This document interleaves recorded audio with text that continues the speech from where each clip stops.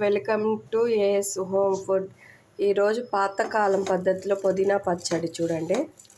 మా అమ్మమ్మోళ్ళు నాయనమ్మలు చేసేలాగా మీరు కూడా ట్రై చేయండి. దీనికి ఎండుమిరపకాయలు 4, కొద్దిగా కొబ్బరి, 1 స్పూన్ ఏమో ధనియాలు, 1 స్పూన్ ఏమో జీలకర్ర. అదిగోండి పుదీనా కడుక్కొని పక్కన పెట్టుకున్నాను గిన్నెలో. ఆయిల్ వేసాను కొద్దిగా. ఇప్పుడు దీంట్లోకి ఎండుమిరపకాయలు వేసుకుందాం.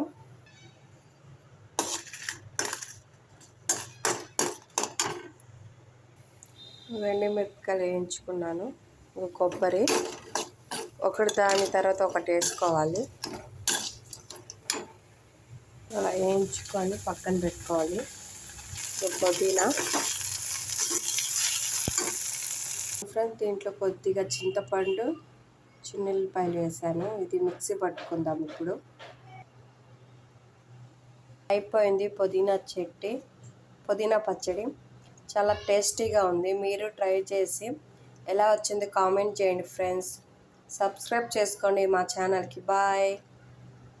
ఎమ్మి పుదీనా చట్నీ ట్రై చేయండి.